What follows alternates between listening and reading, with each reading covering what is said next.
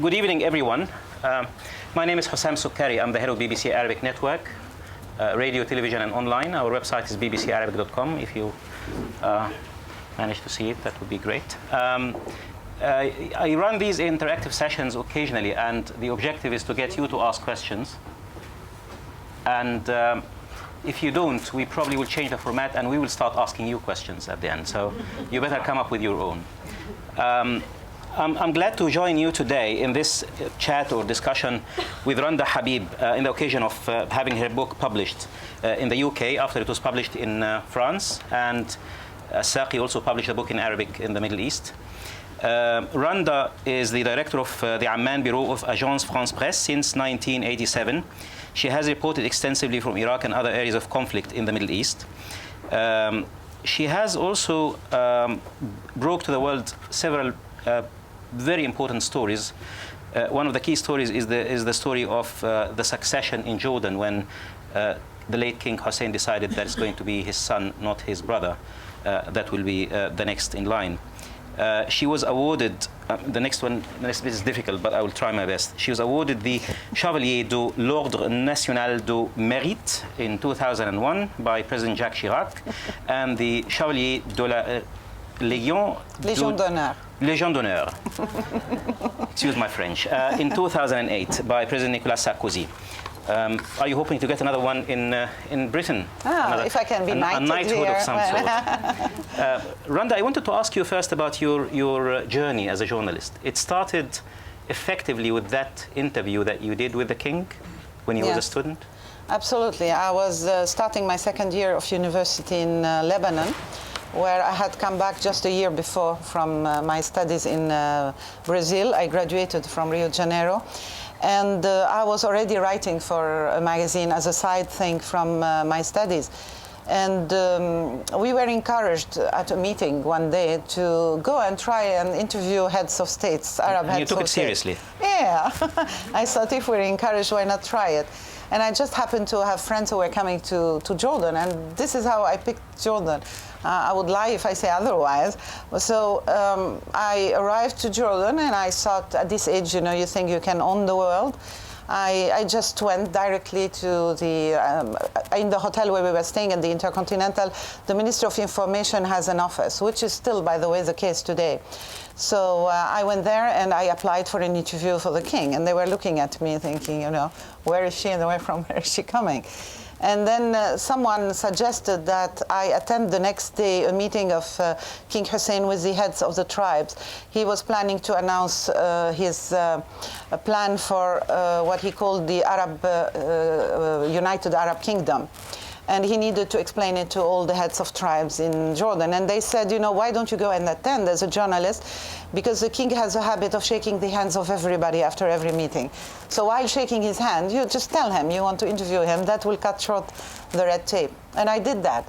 And the king, by the way, at the meeting kept looking, because between all the tribesmen and the heads. Yes, absolutely. Tribes, yeah. You could see only one head of a woman, and that he never had met. So when I shook his hand and I told him I'd like to interview him, he told me with a very nice smile, inshallah, and I thought, okay, I'll never get it, because that's an expression usually that could mean that. I went back to Lebanon, and 3 days later I received a call, an official call telling me that I have an appointment with the king for an interview. So that was great.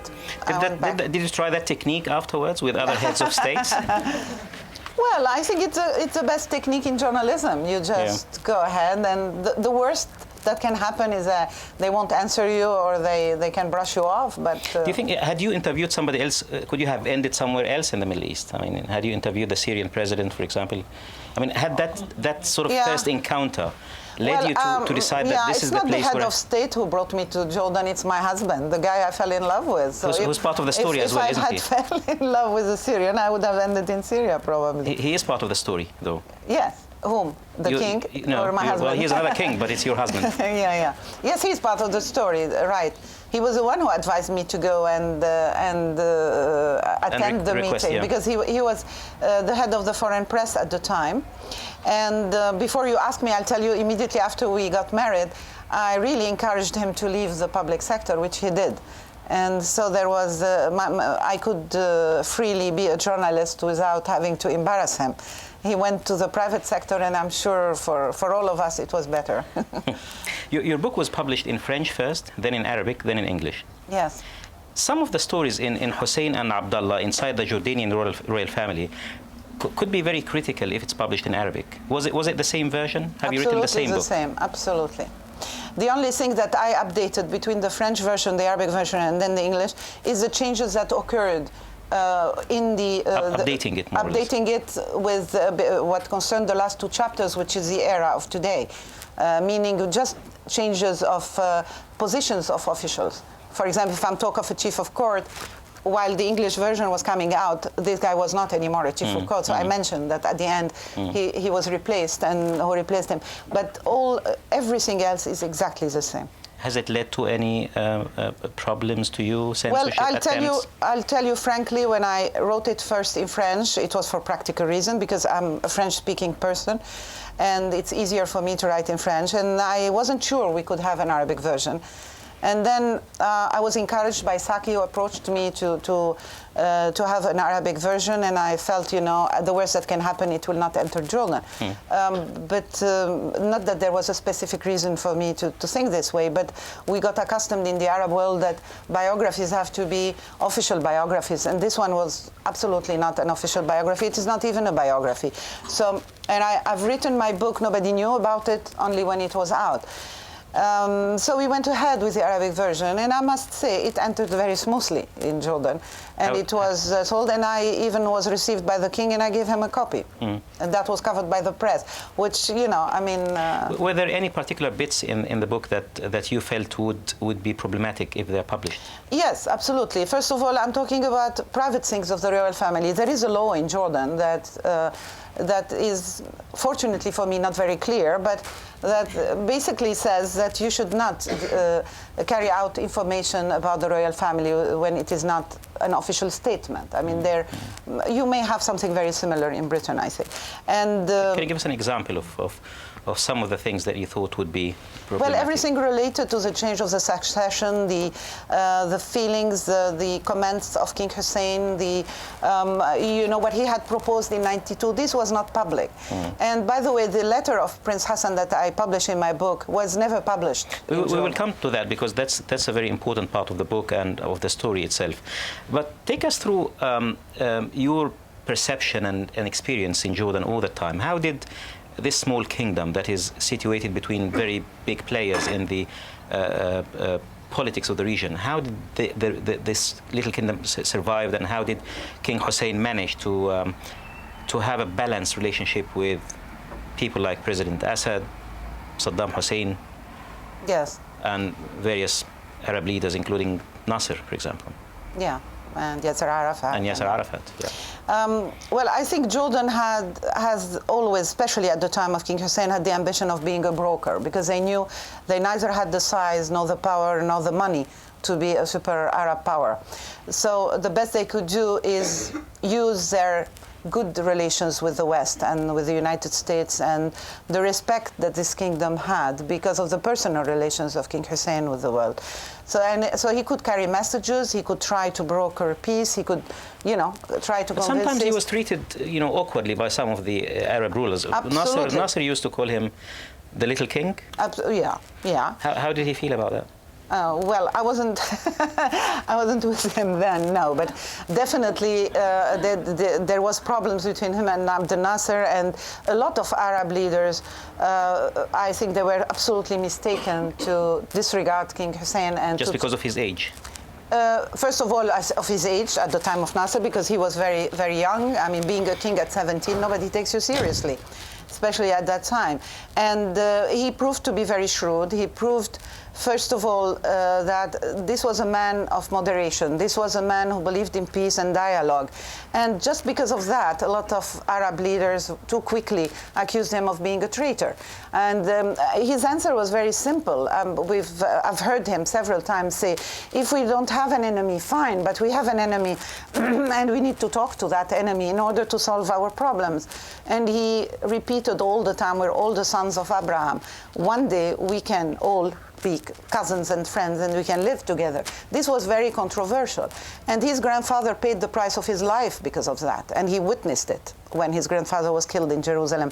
So this was a conviction. Whether one believes in it or not, it's argumental. It doesn't mean that he was giving up on the rights. This man wanted Jerusalem back. He wanted the Arab territories back. But he thought with dialogue we can get it better. And today, when we see extremism in the Middle East, I wonder sometimes if the Middle East wouldn't have been better if they listened to him a little bit more, because we would have probably not been in such a situation. Now, he had personal relations with the Israelis. Yes, he met with the Israelis in secret. And sometimes alerted them to plans? Yeah, I mean, he's been accused of in 1973 of having informed the Americans and the Israelis of the war. Was it true or not? I never got an answer on that, I will tell you the truth. And if it was true, did he have a reason to do that? I know that documents and papers that came out of the United States are stating that. So I suppose we don't have a reason to doubt it. Yeah. The reason behind it, he didn't believe in this war. He didn't believe in 1967 war either, because he felt that the Arabs paid the price of it. So, I mean, the story is that he went and alerted the Israelis that the Egyptians and the Syrians are planning to attack Israel. But there are more than one action from the king that were a bit controversial at the time. I mean, you cited a number of stories, but just remind us with one, which is the attack on the Israeli tourists. The young... yes, yeah. That made him really mad. I think it was in 1996 or 1997, 97 probably. He had already very strained relations with Netanyahu. He had sent Netanyahu a very strong letter. King Hussein felt that Israel was letting him down after the death of Yitzhak Rabin. With Yitzhak Rabin, it was different because they were meeting for 21 years. That's what they admitted the first time they met publicly in the United States in July of 1994. So they built a relation between them. I heard him say it more than once, that he respected Yitzhak Rabin because he felt he was a man of his word and he was a military. Now, after the death of Yitzhak Rabin in 95, the choice was between Netanyahu and Peres. And privately, King Hussein, didn't want to back Peres because he felt that Peres was someone he couldn't trust, that he was really not up to his and his he was asked specifically to help and to support him, because King Hussein had a tremendous popularity in Israel, but he didn't want. So he came to London, by the way, so that he would be... And he stayed here, and he didn't want to comment on the Israeli elections at all. He did not. Back to the story, what happened then? The story of so after that, I just need to say the background. Netanyahu managed to come after being elected to Jordan once, have a press conference publicly with King Hussein, and try to show this harmony between the two. Got back to Israel and took some of the worst decisions that Israel took against the Palestinians in the territory. The impression that it gave was as if, this was coordinated with Jordan. It was absolutely false. So King Hussein denounced him very violently, and later on there have been a series of events that happened. One of them was Khalid Mish'al assassination attempt in Jordan that really made him completely mad. So by then, he's away. He was somewhere in Europe, a soldier in Jordan, at the border point in the north between Jordan and Israel, shoots at schoolgirls who were coming to visit. There are lands over there that are rented by Israel, but they are property of Jordan. This is part of the peace treaty. And they are agricultural land, and they were on a school trip. So he was completely berserk when it happened. School children, they were 14. How many were killed at the time? More than 30? I think 6 or 7 were killed at least, and a lot were wounded. And the king was really couldn't understand. And when he came back, he had very harsh words, and he felt that he had to go and visit the parents of the students who were killed in Israel. The images of King Hussein kneeling on the floor, visiting one of the families. This family, in particular, the father and the mother were deaf, and their daughter was their only contact with the world. It moved him a lot.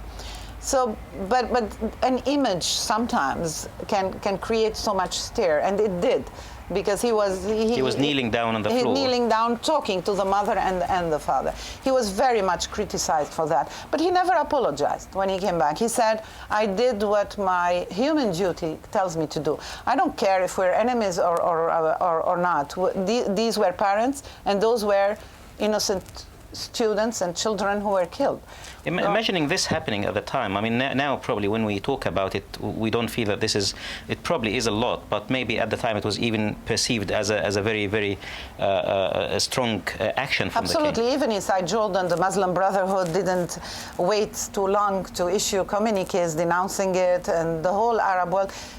Arab countries that had strained relations with Jordan immediately reacted. You mentioned earlier his relations with whether Hafez al-Assad or Saddam, etc. I mean, this was a yo-yo business all the time. If he was close to Yasser Arafat, then the relations with Syria would be, between Arafat and Syria, would be strained. That would help having good relations with How did he manage this? Was he calculating all the time his distance? I think he's a political animal. He was born to be a politician. He only lived for that. 17, for God's sake. I mean, that didn't stop him to be a womanizer, because he never had a real, youth. But what do you mean by that? Just can we?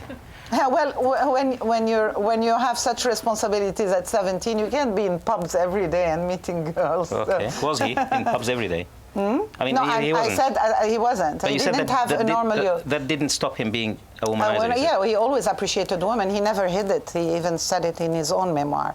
Of course he did. What else has he said, or what else has he not said? What do you mean now?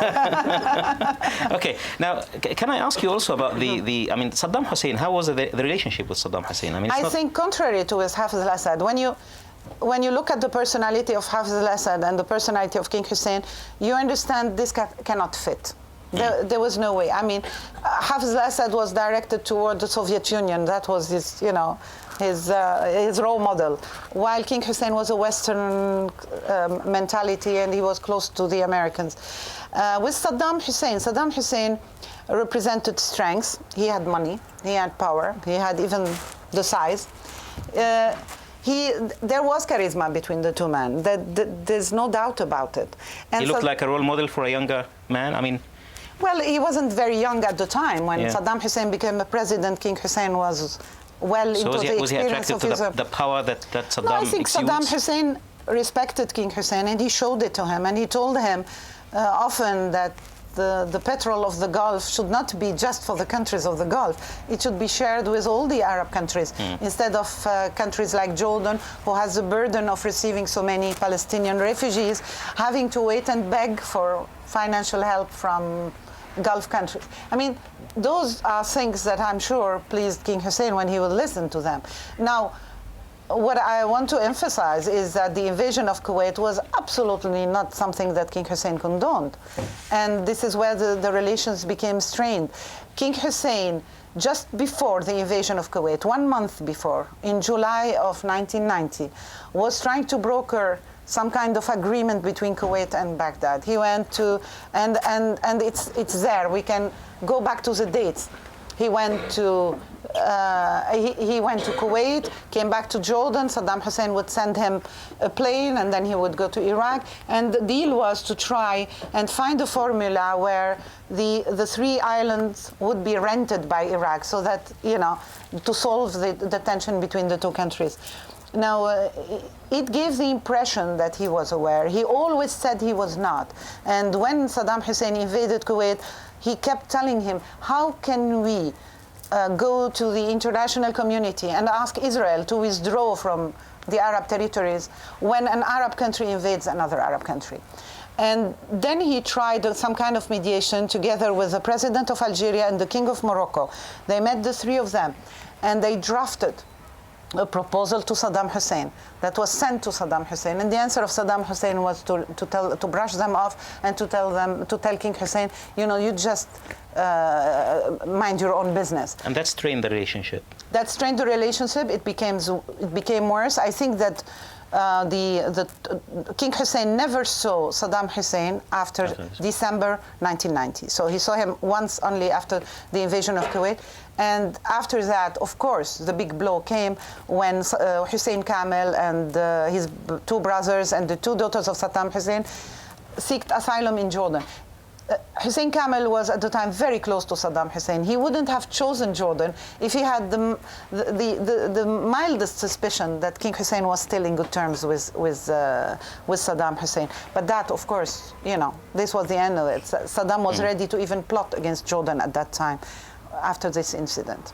I want to come back with a question about you and your work in Jordan, and shortly after that we'll go back to take questions from the audience. In your book, you portray a very interesting and unique relationship between a journalist and a monarch. Often, the news that you broke were coming from the king. Often, but not all of them, definitely. Sure. Some of them. But well, that's a good source in general. But did you feel sometimes that he... Yeah, sure, yeah. Did you feel that he was using you? Did it happen that you published a story and it was a test? It never happened that it was a test, because, I mean, if you mean it was a test... A test for reaction, sometimes, you know, you politicians would release a story, but just before they decide to do something, just to see how the public would react to that. Did you feel that you are used in this relationship? To tell you the truth, I never felt I was used, even when I talk about the change of succession. I was the one who was bugging him with questions. When King Hussein went to the United States for his last treatment, this was July of 1998. I took the opportunity in August of 98 that it would have been the first time he would celebrate his accession to the throne while he's outside the country. So I thought this is a good excuse to ask him for an interview and for the radio. I did it for your competitor, Radio Monte Carlo. We have TV now. We have TV now. Yeah, and we don't. So, or they don't. I'm not with them anymore. So I managed to have it, and I had a good excuse, you know. It would be his way to give a message to his people, because there would be the sound and everything. And that's the only interview, by the way, that he gave while he was in the hospital in the US. What I mean by that, the second time, you know, when the rumors started spreading about the imminent change, probable change, and also the signs, you know, he wasn't sending so much messages anymore to his brother. There were little things here and there. We spent our time observing what was happening. So I sent again, and it was with the chief of court, by the way. It was at the time Faiz Tarauni. Whenever he would go to the United States, I'll call him and tell him, please, tell King Hussein that I want to interview him, I want to talk to him. So before I received his call, which was on the 16th of January of 99, I remember because it was my birthday. So he's in case you want to wish me good happy birthday. So I had sent him a message maybe 10 days or nearly 2 weeks before, and I had lost hope that he would ever call me or, you know, or send me an answer similar back. to what happened with your first request. Was my first request, absolutely. So till the end, my requests to him were answered, and I was very lucky. So when I got this call, that day, I had talked to probably everybody I could bug in Jordan, from members of royal family to high-ranking officials, asking them the same question: do you think King Hussein would change his crown prince? And I had such conflicting answers. How long has Prince Hassan been a crown prince for? 34 years. And then all of a sudden the king decides that he's going to change that, and he will ask his son to be the crown prince. Yeah, it's not all of a sudden, for a very simple reason. In 1992, after his first cancer, and that is proved, and Prince Hassan recognized it in his letter, he thought of a formula, and he spoke very clearly to his brother. He told him, listen, I'm going to keep you as my crown prince. Let's face it, he appointed Prince Hassan as a crown prince because he had to. When his son, Abdullah, was born, King Hussein's life was always in danger. Every single week, there was an attempt on his life. So the people around him told him, if something happened to you, Your Majesty, we're going to have a regency of 18 years. In an area like the Middle East, you cannot survive with a regent. So they suggested that he would appoint his brother. And when Hassan turned 18, he was appointed crown prince. Now he told him... And they had to change the constitution at the time to do that. They had to absolutely, to amend the constitution. The constitution says it's the eldest son, and a sentence was added that says that the king has the right to choose one of his brothers, not even the eldest, because Hassan was not the eldest. Okay. So when this happened, he could have later on, when his son turned 18, remove his brother and put his son. He didn't do it. So he told him in 92, I will keep you, but I would like you to, I would like the crown to go back to my children after you, meaning you appoint one of my children as your crown prince. And then, you know, and Prince Hassan didn't accept that. He didn't accept, and he said, why should you, you know, disregard my son? And he said, well, I'm disregarding all of my other children. But there is something very respectful in the answer of Prince Hassan. Everybody would agree that he could have told him, oh yes, go ahead, you know, I'll do exactly what you want. And after the death of his brother, when he is a king, he would have done whatever he wanted. But is it such a simple story, like a dispute between the king and his brother? Because sometimes people say that there are always and often Western influences on decisions of that nature. Yeah, well, was Prince Hassan liked or disliked by the Americans, for example? I mean, there is a lot that is written that insinuates that these decisions are not just the decisions of the king. Yeah, that's typical of the Middle East. I mean, there's always, you know... but being close to it, you don't think that this was the case? Absolutely not. It was a family story. It was a family story. This man wanted his children, I mean, his son to be a king.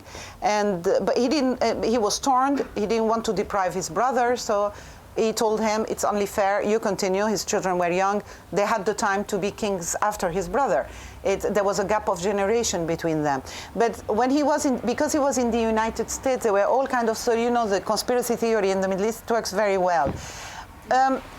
If it was the Americans, he wouldn't have waited for the last minute. He would have done it before if he was really listening to them.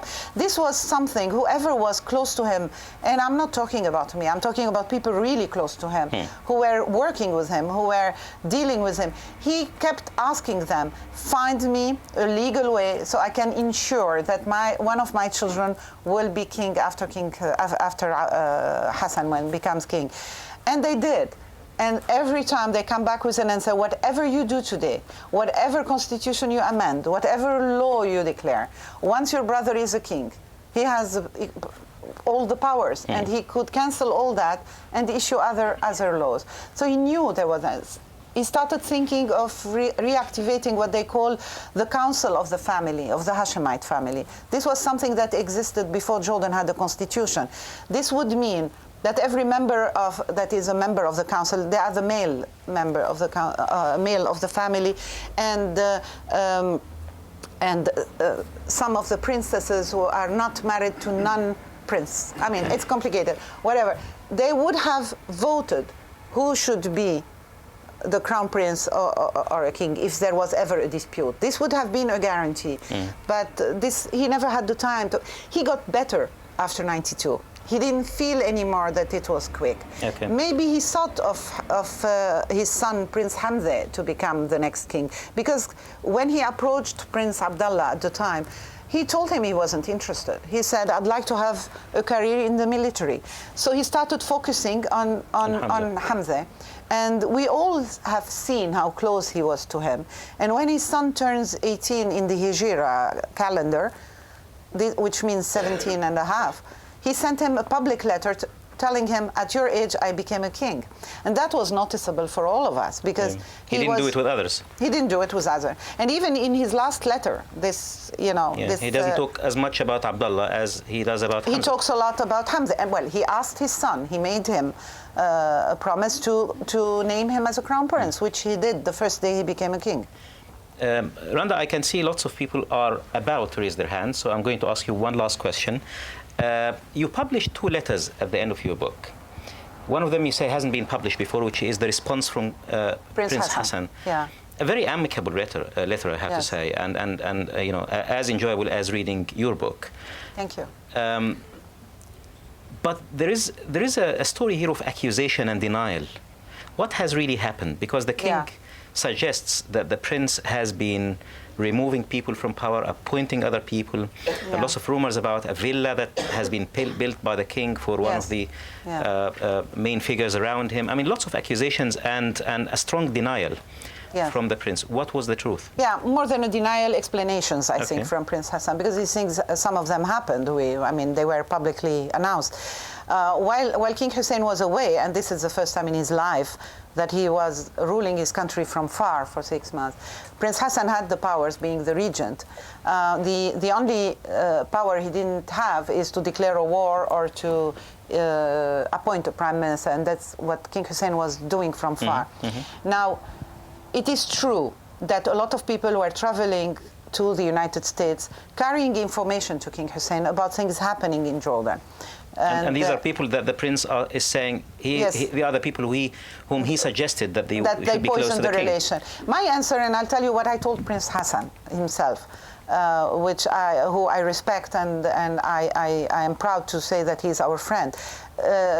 He should have been to the United States. A lot of people wondered why he never went and visited his brother for 6 months. Is it what the king was trying to say implicitly? I mean, I read this part. I think he was frustrated by the fact that his brother never came to visit him. But he didn't say that in the letter. He talked about the people who visited him. Absolutely. And he really elaborated, at length. Absolutely. And, is it the point that he was trying to make? I'm sure. I mean, when you say, so-and-so came and sat and were beside my bed and visited me, etc. One by one, actually. Yeah, exactly. He's saying, why didn't you? But I'm sure this is not why. But he changed it. But there were several things that made him very sad and hurted him, and that's more important. But is it true that the king, few days before he takes his decision, told Prince Hassan, these are all rumors. Absolutely, it's true. I would have done the same. So, but, I'll tell you was why. he planning to? I mean, so Prince Hassan went and complained to him that there are lots of rumors, people saying that you're going to do this and that, and the king says, well, don't worry about it, it's all rumors. And 1 day later or 2 days later, he sends him the letter. I give you the answer. I gave it to Prince Hassan. If you're a leader and you're outside your country and you're ill, and this is public knowledge that you're very ill. He was in London at the time. This was just maybe 6 days before the scheduled return of King Hussein to Jordan. Suddenly, Prince Hassan decides to go on a very short trip to London to meet King Hussein and come back. And they had, a warm meeting, etc. And yes, I heard the account from Prince Hassan. That's why I'm publishing it, of what that King Hussein told him, or at least the feeling that he gave him is that everything is all right. He couldn't do anything else because at the end, he was a politician and a king. He wasn't only a brother. He could have come back to Jordan and declare his brother incompetent and take the power. Physically, he was not in Jordan anymore. I'm not saying he would have done it. Prince Hassan would have never done it.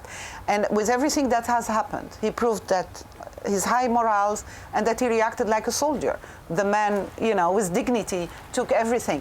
But King Hussein didn't want to take any risk. But there is even more. After he came back, we all felt how cold the reception he had between him and his brother. He didn't want him in the car with him when he arrived in Jordan and went through. Was it the custom that he joined him in the car? Yeah, in '92 he joined with him in the car when he returned after his first cancer. And he only saw him. He returned on a Tuesday. He only met with Prince Hassan on a Friday. By then, Prince Hassan was hearing from everybody, well, we were doing a good job sending stories every day about the changes. Still, it was not official and it wasn't announced. So somebody, more than a person, advised him to go and sit with the king and, tell him, here is my resignation as a crown prince. Although, there's nothing in the constitution that talks of resignation. But he still did a letter of resignation. And when he sat with the king alone, they were alone. So I'll tell you what I heard from Prince Hassan. I wasn't there. He said that he gave the letter to his brother. And he told him, this is what I'm hearing. So I'm putting my status into your hands.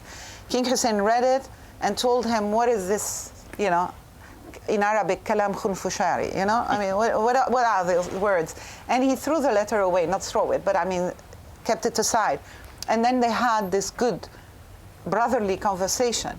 And Prince Hassan left feeling good. Unfortunately, he opened the radio after he left in his car.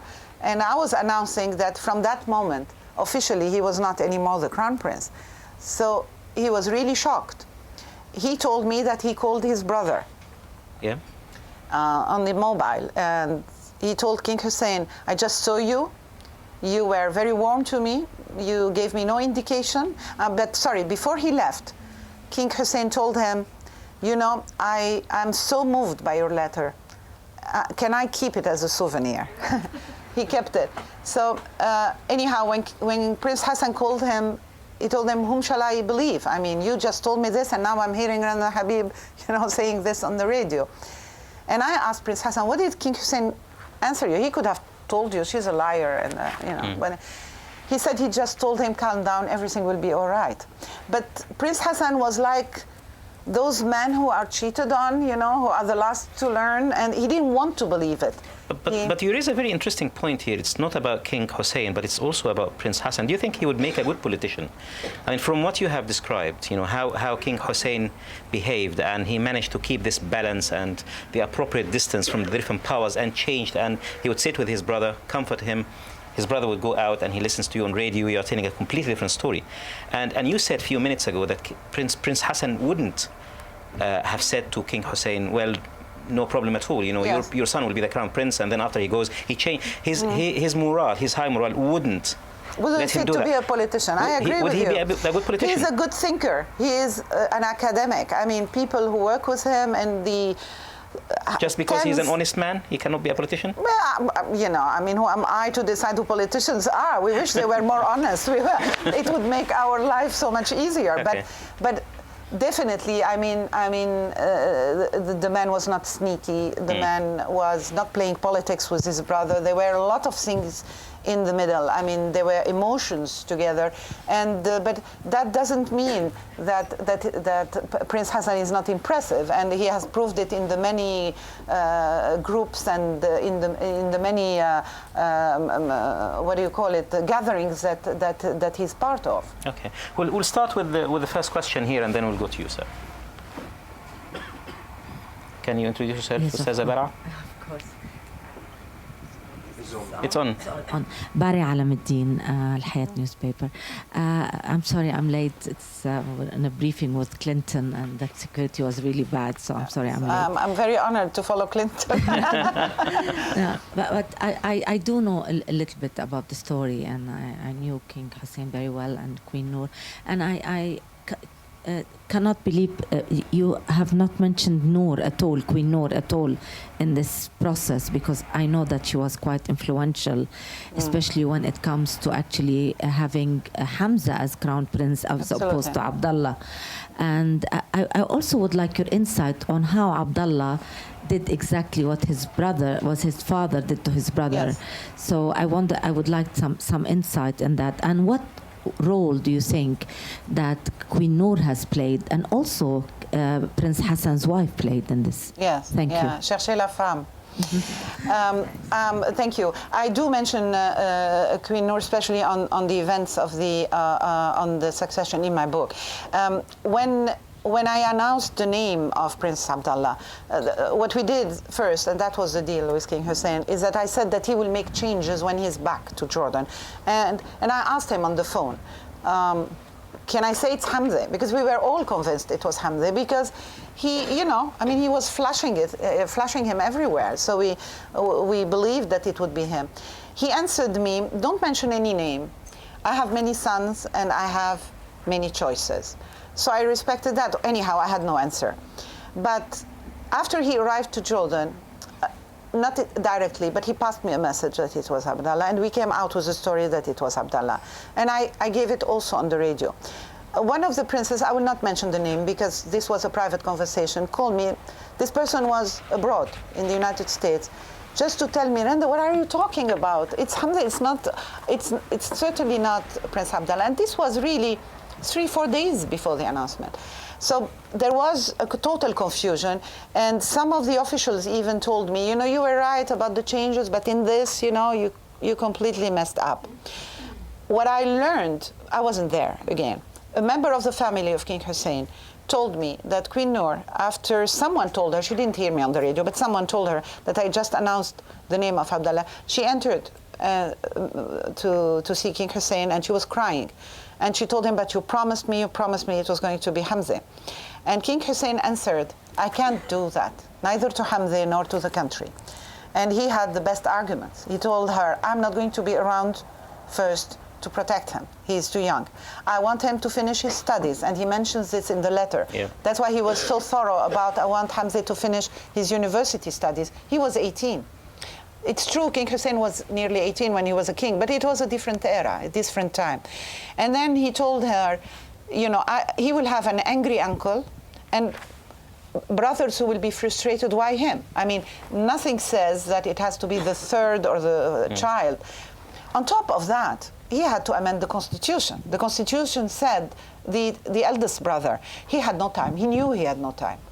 But I really believe by then, because he had told already Prince Abdullah, in the United States, in October, King Abdullah knew he was going to be king. So it's not because at the end, in January, he realized that he wasn't going to live more than a week or two. He thought about it, he made a deal, he told him, you appoint him as your crown prince.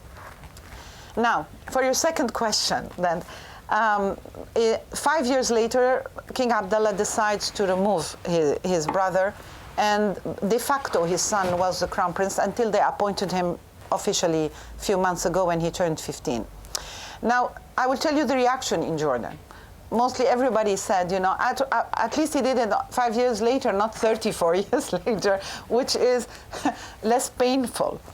I cannot answer you the reasons behind it. I would imagine it's only natural that a father wants his son to be a crown prince. The rest is between him and his father. I don't know what was the agreement between them. Thank you. Thank you. So, Hi, my name's Ed Harriman. I'm a TV filmmaker. Your last answer got sort of tantalizingly close to the question, answering the question that interests me. Here you've got this amazing environment where you've got the king talking to the crown prince. The crown prince is in his car and he hears you on the radio saying that it isn't going to be him. Now, on what authority? I mean, that's something, it takes quite a bit of hubris to be able to say that, or some certitude for sure. On what authority were you able to say that on the radio immediately after that Yeah. meeting? I'll tell you, first, it was a Friday, and usually in Jordan on Friday we don't work, and I was at home. And the last thing I imagined that day that I would be breaking such a story. I'll give you the answer I gave to Prince Hassan. I told him, you were alone with your brother in that meeting, no one else. So how would I know the moment you left that you were not going to be that officially you're not the crown prince anymore? so you're saying that you knew that from the king? Yes, but it wasn't him directly. It was somebody who called me on his behalf. And they told me the letter of resignation now is in the hand of King Hussein. King Hussein tells you you can say it officially. And I did. I'm a journalist. I'll take anything they give me. Hi, thank you very much for this. My name is Aziz Khalidi. I'm a broadcaster here in the UK. I've got two questions for you. Number one, do you think the king was naive to believe that there will be something coming out of his talk with the Israelis? Number one. Number two, I just don't understand when he said Saddam tried to plot against him. If you can just elaborate on that. There were informations, I'll answer the last one first. There were informations in Jordan after 1993 that there were attempts from the Iraqis. Nothing was, to us, proved, really. I wouldn't be surprised, especially after Jordan gave asylum to Hussein Kamel and the daughters. You know, it's. I think it was a big blow for Saddam Hussein that he wasn't going to accept easily. And after all, Iraq was giving oil to Jordan, nearly free, for years, and he felt betrayed that something like that would happen. King Hussein tried to manage the situation of Hussein Kamel the best he can. Of course, at the beginning, Jordan benefited a lot. Everybody was coming and courting Hussein Kamel, secret services from the United States, everywhere, even the British were there. But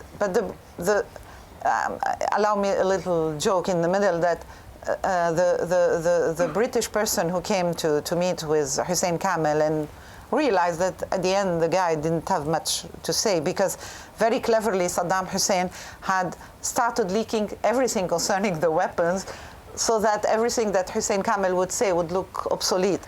And this is what happened. But he told the king, the British intelligence guy, he told him, you know, you have a freshly a fresh flower, and you're all very happy about it, and the whole world is happy, and they all come and debrief him. But soon, this flower, what do you call it in English, will tidbal. Yes. And yes, and then at the end, what would you do with it? You wouldn't know what to do with it, and you'll have to get rid of them. This is exactly what happened between King Hussein and Hussein Kamel. Very quickly, he became a burden. Very quickly, they wished he would leave. They begged the Germans to give him a visa.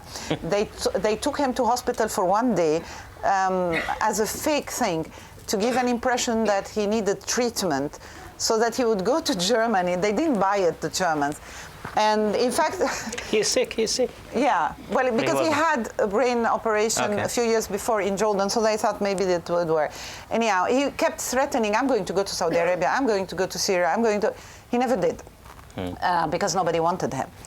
So at the end, he was nearly pushed out. I mean, everybody knows this. This is part of history now, that the prime minister and the chief of the Mukhabarat in Jordan, which is a secret service, paid him a visit that morning where he entered and blamed him for something he has done, and he was complaining, and they told him, you cannot criticize Jordan and you're living in Jordan. If you don't like it, just go back. And he did.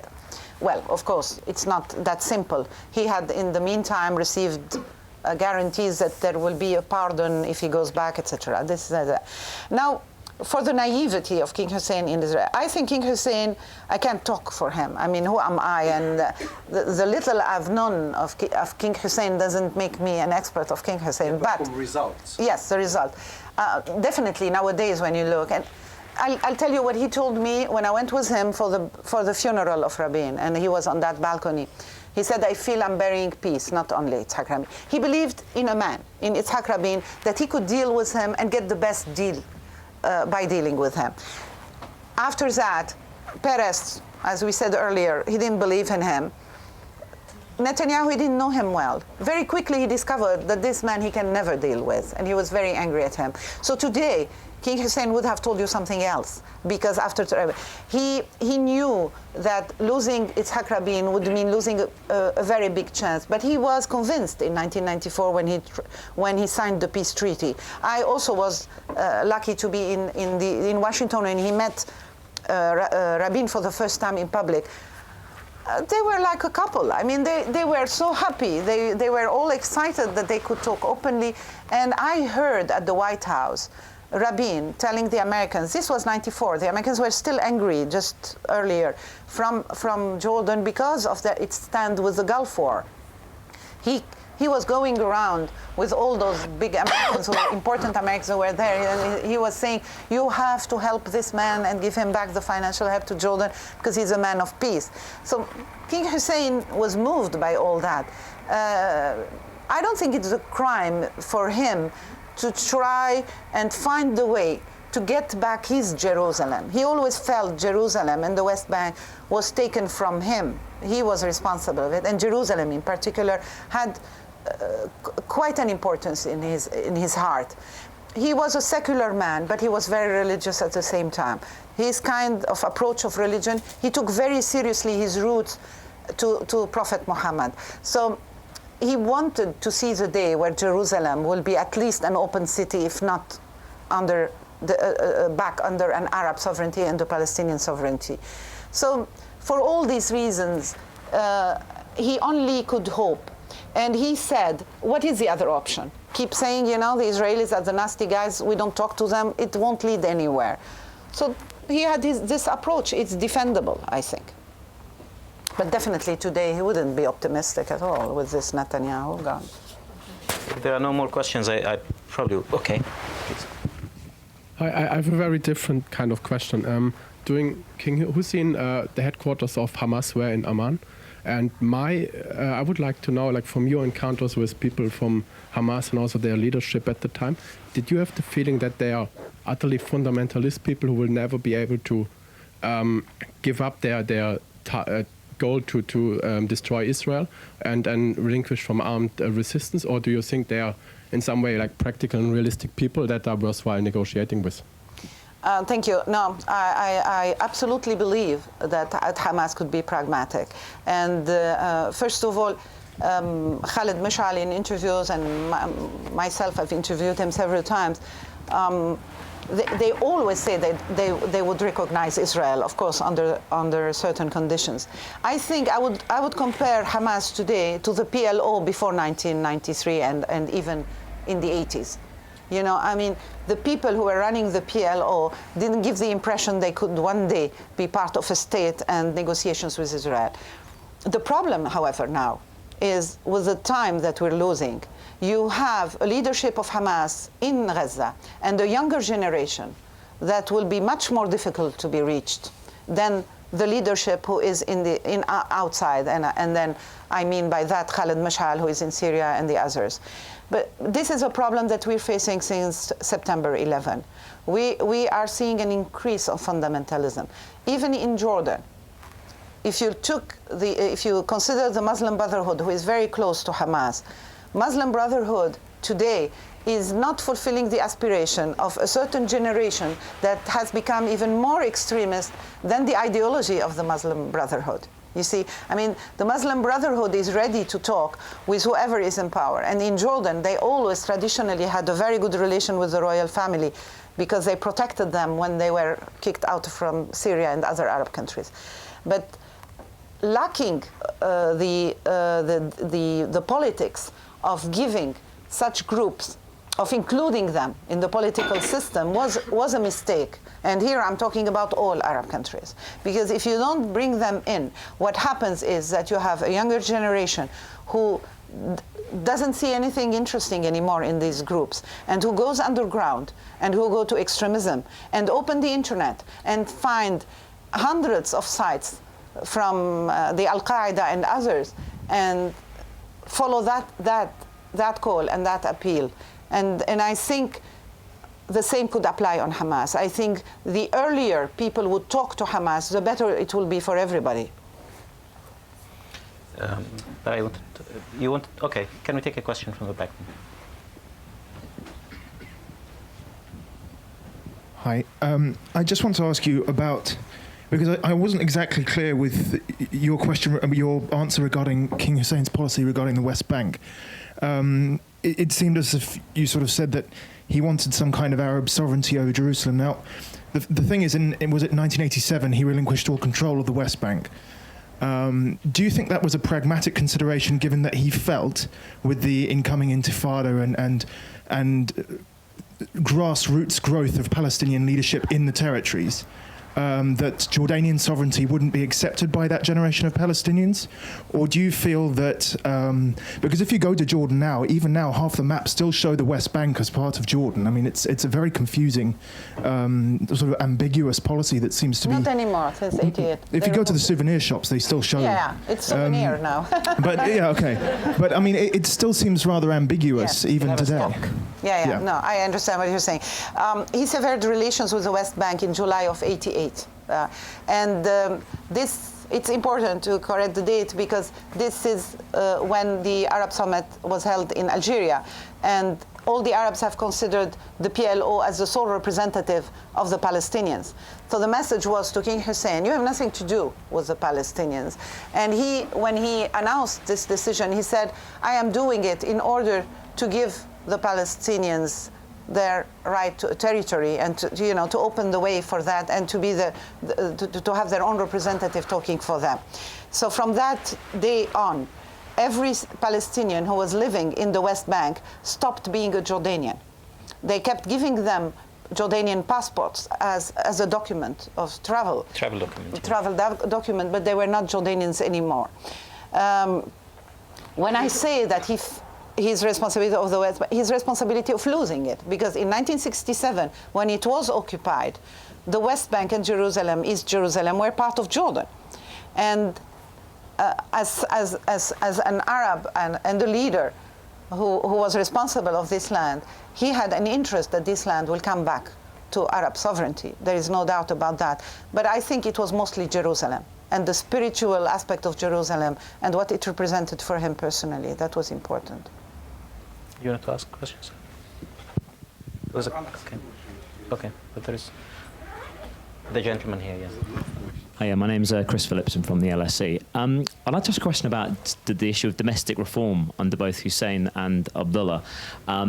In 1989, when Hussein ended the state of emergency and began a program of domestic reform, you saw in Jordan quite an impressive array of sort of the flourishing of civil society, press freedoms, and that declined in the later years and has continued really to decline under Abdullah, to the point that actually I noticed in the recent report by Freedom House, Jordan's actually slipped down from being a partly free state to being a not free state. And my question is whether or not, from your impression of the two monarchs, whether or not you feel that they actually are genuinely committed to reforms and sort of greater freedoms within the kingdoms, or if they're both the kind of men that are more just paying lip service to the ideas of principle and actually not really that committed to the idea of a constitutional monarchy. Yeah, thank you. In 1989, Jordan started the process of democratization after riots against the hike of prices, etc., in the south. Now, King Hussein always got mad when I used to say that, because he said, I always wanted to have democracy. It's because it gives the impression that it was, pushed over him. But the fact remains that this is what happened. I'm sure he was very genuine about this process and about the freedom. Whether King Hussein or King Abdullah, who says often, and we hear him, that the limit should be the sky for our freedom of expression, they have their security people, they have their advisors, they have the people around them. Jordan has a curse. It's in a bad neighborhood, with all due respect for anybody who would be from the neighborhood, but politically it's really a very bad neighborhood.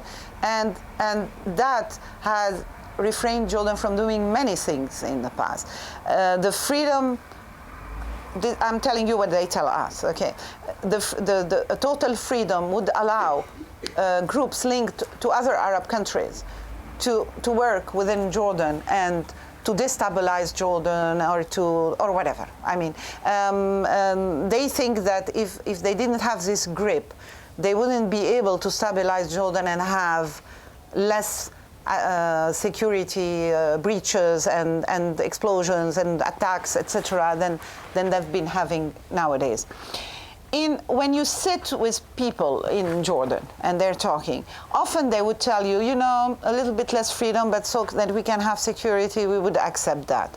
As a journalist, and I've seen the report, and there've been a second one after that, it is true that local press. I am lucky. I work for foreign media, so we're not really abiding by the same rules because they only see our story once it's out.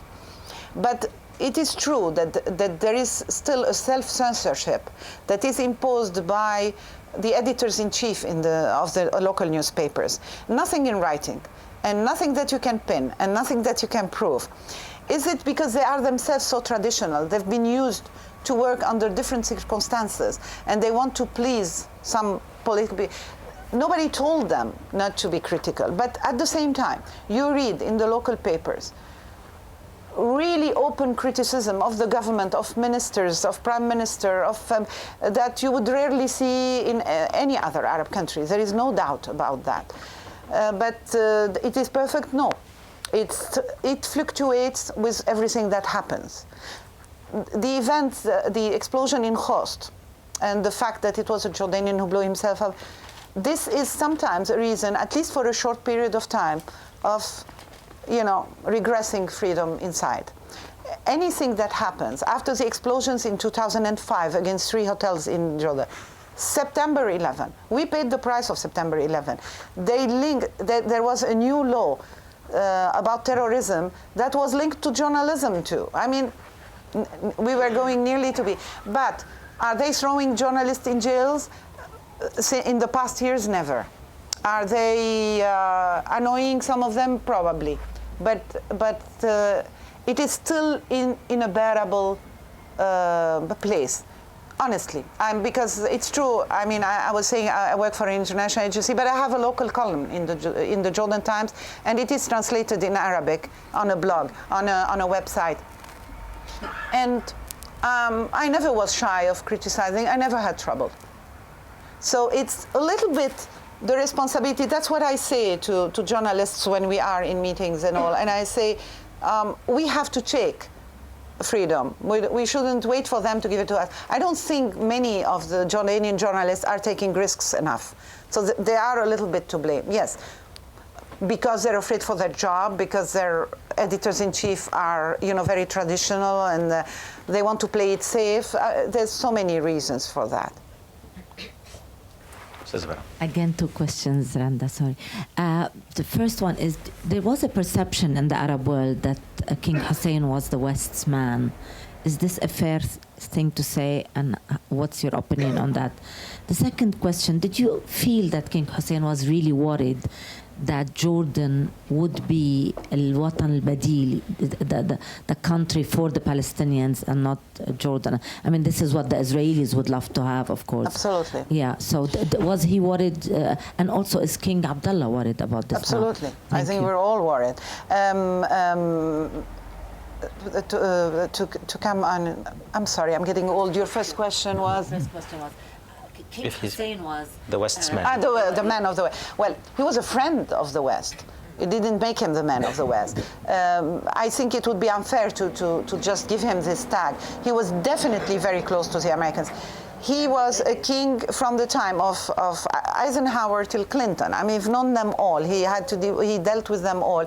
And I think he believed that if he had good relations, whether with the Americans or the French or the English, or especially the British, of course, he would be able to protect his country much more. He was friends with some of the Arab leaders at some of the time. He could never sustain it. So I would just think, if I were him, you needed a stable relation somewhere. And King Abdullah is a friend of the Americans too. I think it's no secret that they have a very deep cooperation in the security and otherwise. Well, now it's public anyhow, but because of course. But this is part of the self-protective measures, probably, that in this world you have to choose a camp, isn't it? It seems so. And when there was the Soviet Union, he still chose the West and the Americans, and he's still there. Now, concerning the...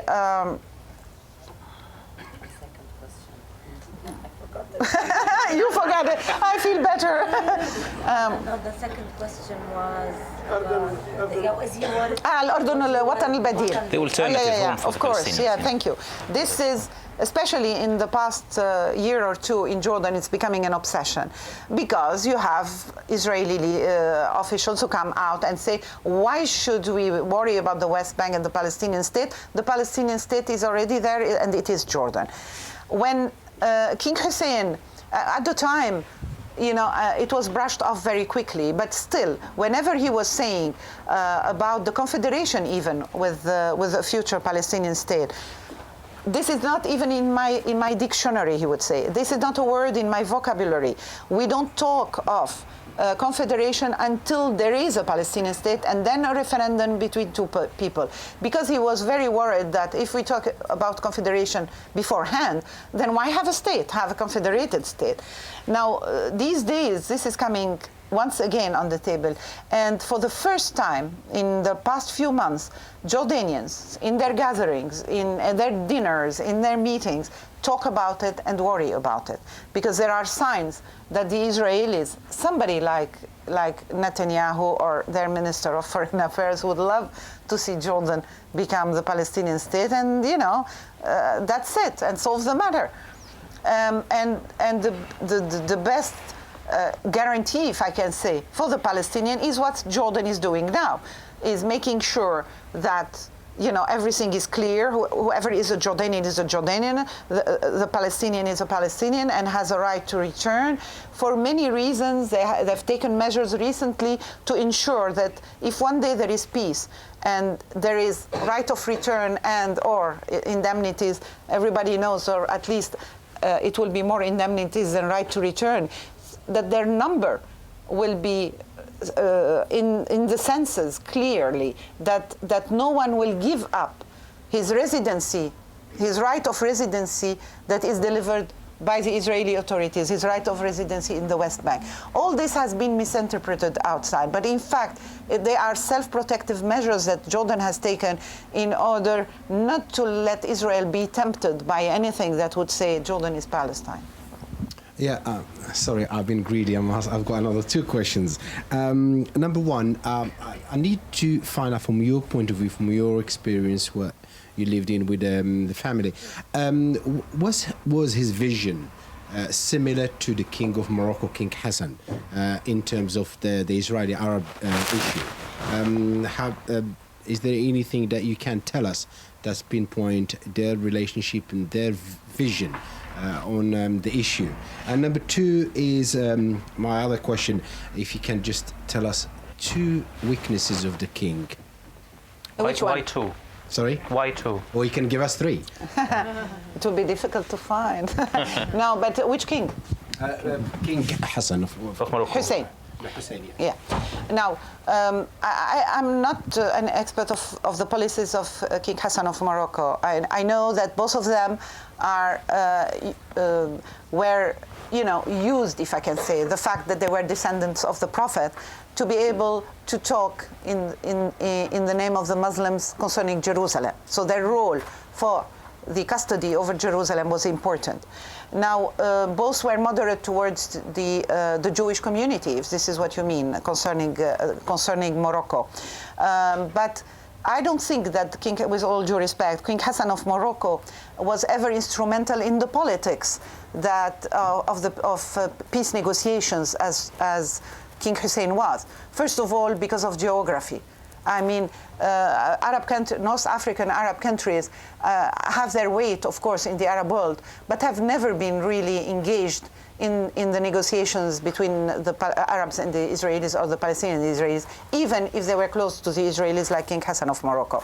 So it was a complementary role, I could say. And King Hussein was really at the border. He was totally involved. The Palestinian refugees, the biggest number of Palestinian refugees are in Jordan.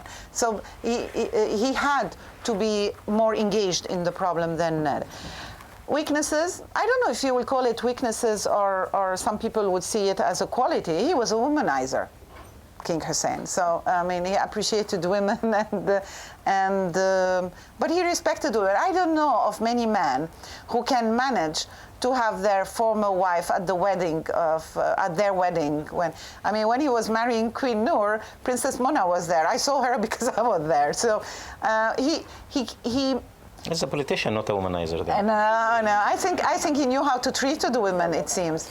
And he took care of everybody who was close to him, it seems, and he managed to remain with good relation with his wives.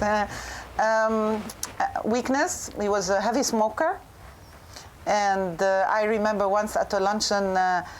He shouldn't have smoked, because this was after his first cancer, and he was asked not to smoke. And Queen Noor, who was in front of him, told him, you should really, because he lit a cigarette, and she told him, you shouldn't smoke. Look at King Hassan of Morocco. He had just quit. Of course, at the time we didn't know it, because he had a lung cancer. And he said, she told him, you really have to follow his example. He told her Yitzhak Rabin was smoking a lot, and everybody told him it will kill him. Look what killed him. It wasn't the cigarette. So he wasn't someone that you can force anything on, it seems. If he made up his mind, he would go ahead and do it. But I could tell you about his qualities. He was very humble, and he had an extremely extraordinary charisma with people. But it's mostly his humility and his heart. He has never condemned to death anyone who has plotted against him. He made them ministers, for God's sake. So there was a joke in Jordan: you want to be a minister, be an opponent, do something bad. So this is a rarity in the Arab world. I mean, it's so easy to condemn to death someone who has planted the bomb to kill you. Thanks. I'm Terry Babcock-Loomis from Oxford. I have a bit of a different question. I was hoping you might be able to speak to the royal family's interests and efforts in leveraging sport for positive change. Sport? Yes. Well, the current royal family, right? His brother, Prince Faisal, is chairing several organizations of sport, and he is also very engaged in sport for peace or peace for sport. Excuse me, I'm not, as you can see, I'm not very good in sport news or sport activities, but it is really booming, and they are giving so much more attention to sport. There is also a lot of attention on sport for the disabled, and it's also one of the members of the family, Prince Rad, who has been taking care of the disabled and the people with challenges since years. But football is like in all the Arab world, there's a lot of attention and help. Again, you have a member of the royal family who is chairing one of those. But Prince Faisal would be the person. He is a real brother, if I can say, not a half brother of King Abdullah, and he's focusing solely on that. Your question probably will be the last one from the audience. Wait for the microphone, please. Thank you. Introduce yourself. My name is Mohammed, a PhD student. I think I am shocked as a woman you called multi-wife as a womanizer. No, he's not. No, but he never had them together. He divorced. Okay, so he never had multi-wives? No, he never, no. He was married when he was 18, 19. I mean, I could make an error, but very early when he became a king, they married him to a cousin. His mother married him to a cousin he had never seen, who is a Hashemite from Egypt, Queen Dina. She's still alive. And she was... You have some of her pictures in the book as well. There's a picture of her in the book. She was very pretty, but she was, I think, 10 years older than him. So they had a daughter, and he got divorced.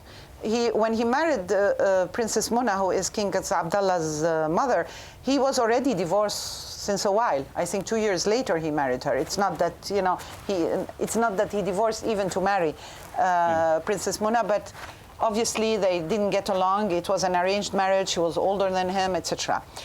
Princess Muna, he fell in love with her. Her father was a lieutenant in the British Army in Jordan, and she was working, I think, in a local radio, and he met her and he married. But before marrying her, he made a speech and asked the Jordanians for their permission, because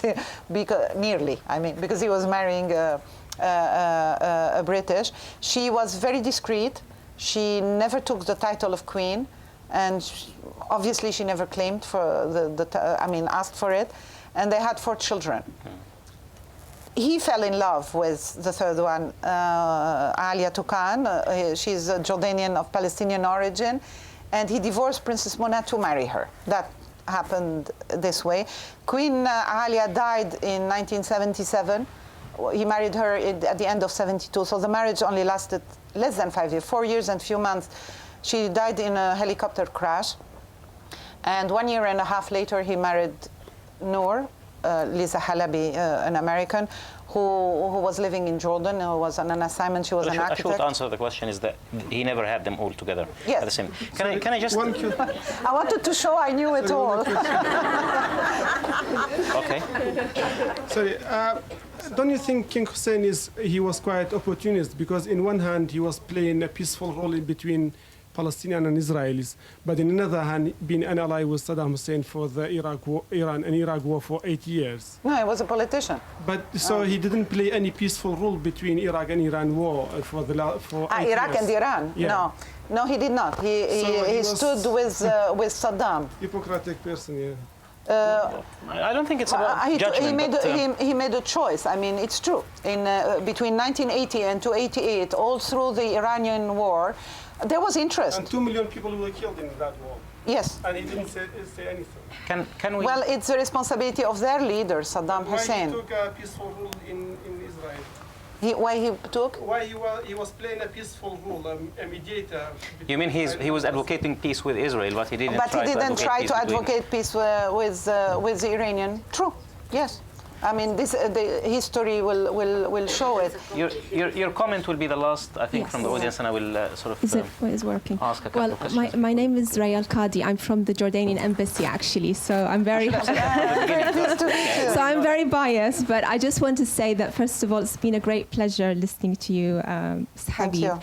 And I think that just one comment as a Jordanian is that King Hussein, who is very, very beloved by us and almost like a father figure to all of us in Jordan, he always used to say that I don't care about anyone, you know, in my people, their roots, and if they're Palestinian or if they're Jordanian, where they come from. I just care if they belong to Jordan and they love Jordan. And I think you're a very big example of that. And I think you really represented that, because that's what it's all about. And that's the message of Jordan. It's a country of peace, and it's a country of bringing people together. And I thank you very much for being part of it. Thank you. Thank you.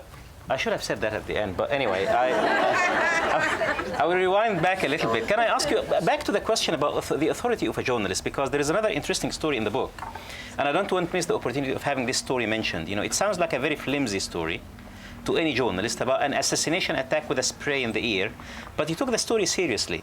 And it developed to be a big story. But you know, a journalist receives a phone call about an assassination. Can you tell us the story, because it's quite in fact interesting. It was Khalid Mishal who called me.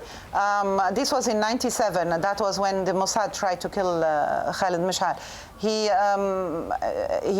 called me. I mean, first it was Mohammed Nazal who took the phone. I nearly didn't take the phone because he usually read to me long statements.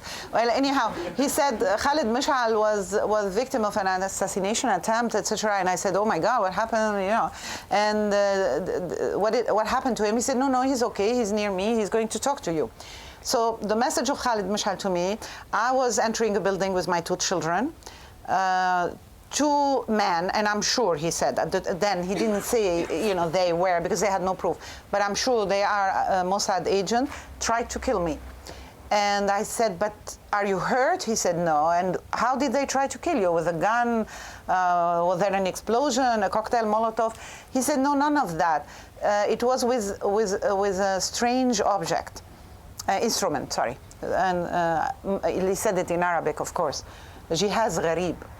And you know, this looked really odd. And I said, are you okay? He said, yes, I'm staying in the house of Mohammed Nazal. And I pondered a little bit, and then I said, listen, I mean, I'm ready to come out with this story, but I'm going to quote you.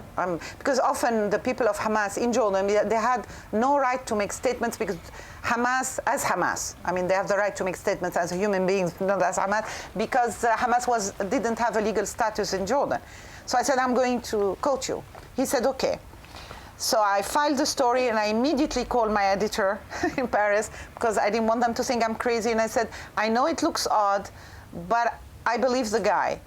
And because for a very simple reason, if you're a liar, you don't say a strange object. You say somebody shot at me. That's easier. And in an Arab country... So because it's an unbelievable story, you feel that there is some credibility? Yeah, of course. Of course. Doesn't it make sense? And then it ended up being a spray in the ear, and it proved to be a poison. It was. So when the story came out, and again the radio, you know, it sells me out, and the king used to listen to Monte Carlo. So he heard the story, he calls his head of security and everybody, and he says, what is this I'm hearing about an assassination attempt? So they went and checked. So in the meantime, I have to tell you, I don't know how long we have. I can stay with you for all the evening. But when he was entering the building, 2 men approached him. One of them opened a can of Pepsi, and they very clearly had, afterwards, Khalid Mishal told me, fake beers. You know, they looked like somebody was a disguise. And the other one approached his ear and sprayed something in his ear. He didn't know it was a spray. He said he heard a noise. So Khalid Mishal did this. His guard and driver was not too far. He noticed this, and he noticed the 2 men running away, jumping in a car where a man and a woman were. It was a car for the Israeli embassy, but in Jordan, the Israeli embassy doesn't have diplomatical had a license plate. He jumped in a taxi and follows them. They didn't notice that because it was a taxi, it was a very busy street, a commercial street in Jordan.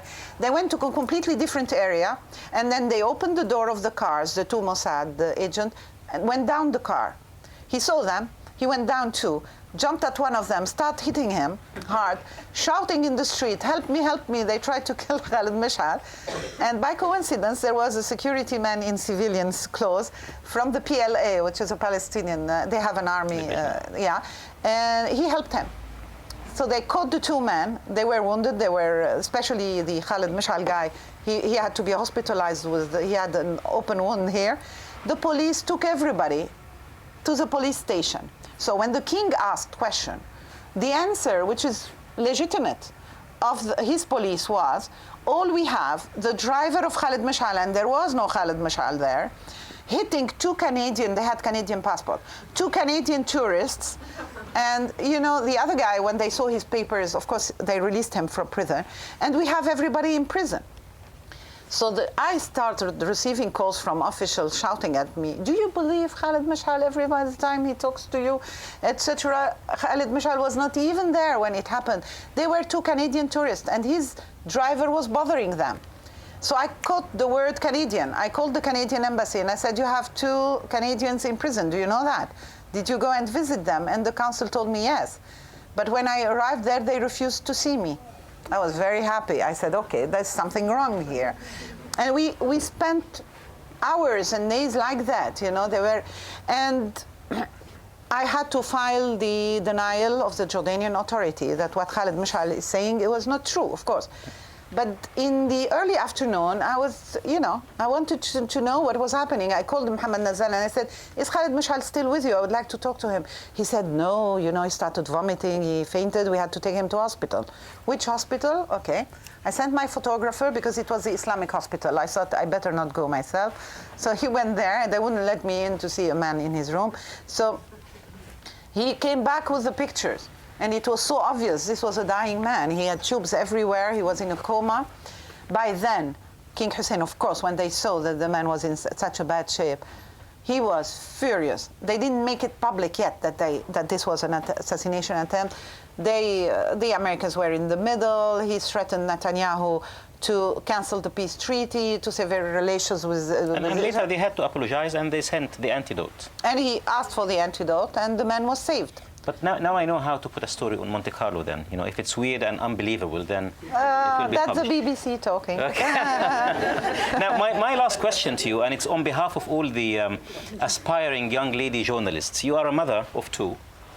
How do you manage to sort of develop this, admirable career as a mother with two? I'm not asking about childcare arrangements, but you know, it is tough on a mother with children. Oh, yes. How did you? First of a supportive all, husband? I would tell them, pick your husband carefully. He has to be supportive. He has to be there, and my husband was absolutely that.